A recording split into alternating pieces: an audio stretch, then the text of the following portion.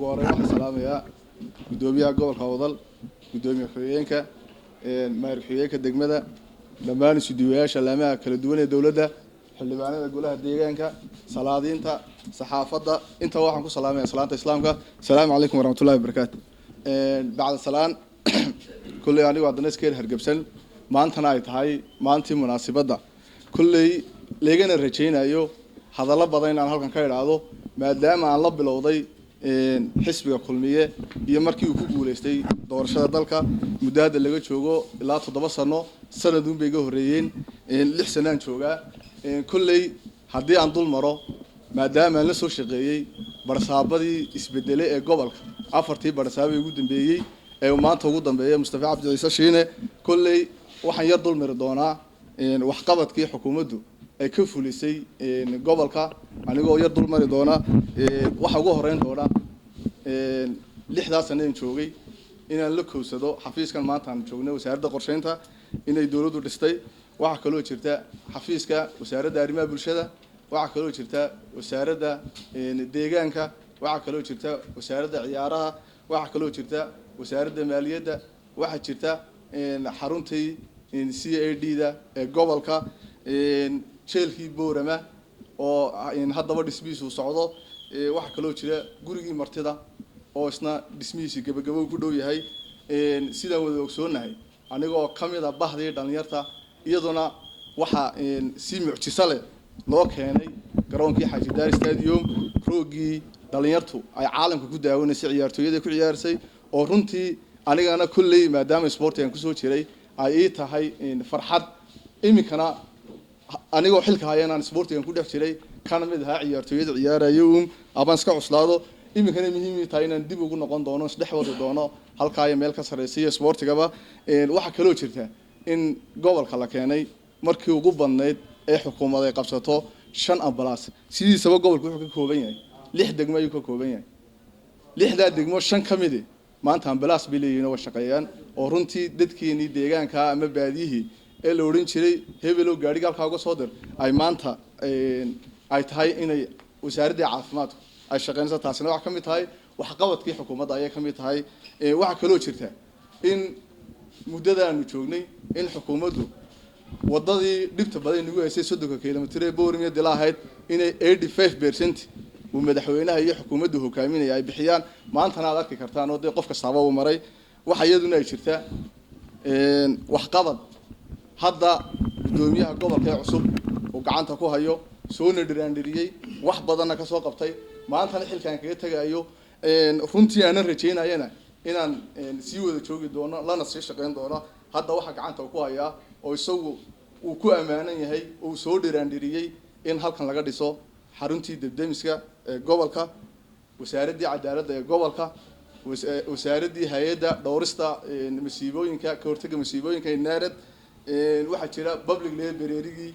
in laga dhiso gobolka awdal waxa kale oo iyaduna jira in la sugo xayndaabkii garoonka diyaarada aadan isaaq waxa kale oo jirta wadada Djibouti ilaa Boorama dhexdeeda oo runtii gudoomiyuhu ku amaanan iyo maamulka Sirdaba in maanta ay xukuumaddu ansixisay in iyadu kharash ilaa 2 milyan ay bixinayso runtiina taas waxaan uga mahad celinayaa gudoomiyaha hadda jooga oo intaasoo dambe oo dhamay wasaaradaasoo dambe isagu uu soo dhiraandiriyay aanan jecelahayna inuu maalmahan dambe ay fuli doonaan haddii Allah yiraahdo qodobka saddexaad runtii anigu maanta hadalkayga mahadnaq buu badnaan doonaa waxaan mahad celinayaa afartii gudoomiye la soo shaqeeyay Axmed Xadi Sidci Cabdu Axmed Aayar Maxamed Cali Salmaan Ramaax Mustafa Cabdi Shiino hadda jooga runtii sida wanaagsan ay aniga ahaan xogayahan ay qacan qabteen iyagoo tusaya bulshada ee gobolka inay dhalinyartu ay gudan karaan waajibaadka gudoomiyaha gobolka waxaan xasuustaa in anigoo xogayihii gobolka inaan ii dhiibeen maandoodkoogii oo wixii ugu horeeyeen qabtay noqoto inaan horta xilka u kala wareejiyo laba xogaye degmo inaan xilka u kala wareejiyo laba isuduwe inaan xilka u kala wareejiyo laba maayar inaan qabto shayga ugu daran ee ugu dhib badan ee inaan kalfadhi golaha deegaanka xilka qaadisaan qabto afartaa qodob waxay suurta galiyeen gudoomiyaashan la soo shaqeeyay suurta galiyay aad baan uga mahadnaqayaa qodobka afraad isaga laftigiisuna waa mahadnaq waxaan mahad celinayaa salaadiinta gobolka Awdal oo runtii markaad xogaye tahay عدة connection قدوميها قبل يبغى شذا عدة connection قايبين سوا حقيقة waxaan mahadcelinayaa salaadiinta waxaan mahadcelinayaa ilaa 5 boqol ee caaqil gobolka jooga waxaan mahadcelinayaa culimada diinka waxaan mahadcelinayaa dhalinyartan saxaafada oo runtii aad iyo aad iyaguna aan taageero badan uga helay iyaga laftigooda waa mahadcelinayaa qodobka shanaad isna waa mahadnaq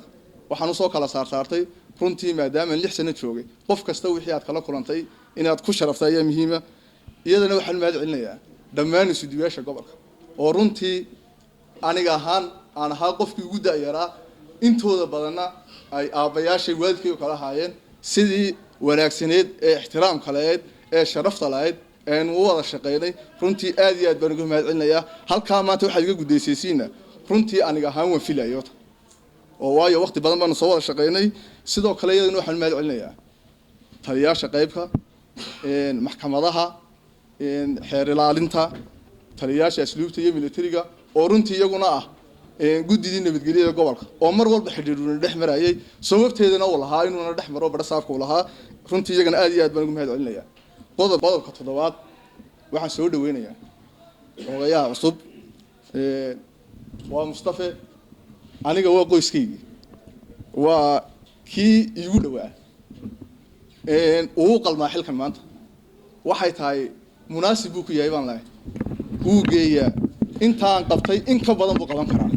waxaana naga dhaxeeya magac baa naga dhaxeeya kullay caaqilnimo ka soo dhex jirtay Soomaali badan baa baranaysayo magac baa naga dhaxeeya mawlaha naga dhaxaysa mag baa naga dhaxaysa kaba sii darane halkii hoosaan isku naho Umar baan wada ya waxaan ku xujisiinayaa qodobka 8 runtii aad iyo aad baan ugu faraxsanahay inaan maanta aan xilka wareejiyo waxaan se qodobka 8 waxaan ku cadeynayaa sideesaba xilku waa meerto qof ma aha position aad u leedahay wax adiga dhaxal ku ama aha bulshadu ka dhaxeeya runtii waxaan aad iyo aad ugu faraxsanahay aanan ilaawi doonina halkan maanta waxaan kala tagayaa wata anigoo sharcigii Soomaaliland iyo dastuurkii Soomaaliland xeerku doonaba ha noqdee maanta anigoo dhaqada ku hayo garanaya ayaan ka tagayaa waana waxa ugu wanaagsan ee qofka bini'aadmiga inuu barto dalkiisa sharciyadiisa inuu barto waxaan aad ugu faraxsanahay gudoomiyaha gobolka la jooga markaad eegto xeer number 23 qodobkiisa 14 xilka cid loo dhiibayo iyo cid laga qaadayo mas'uuliyadda waxa le gudoomiyaha gobolka leh waxaan aad iyo aad ugu faraxsanahay inaan farxad maanta ku kala tagayno isagoo gudoomiyihii gobolka igu jooga isagoo oonan dacweyn isagoo oonan igu faraxsan inaan maanta xilka wareejiyo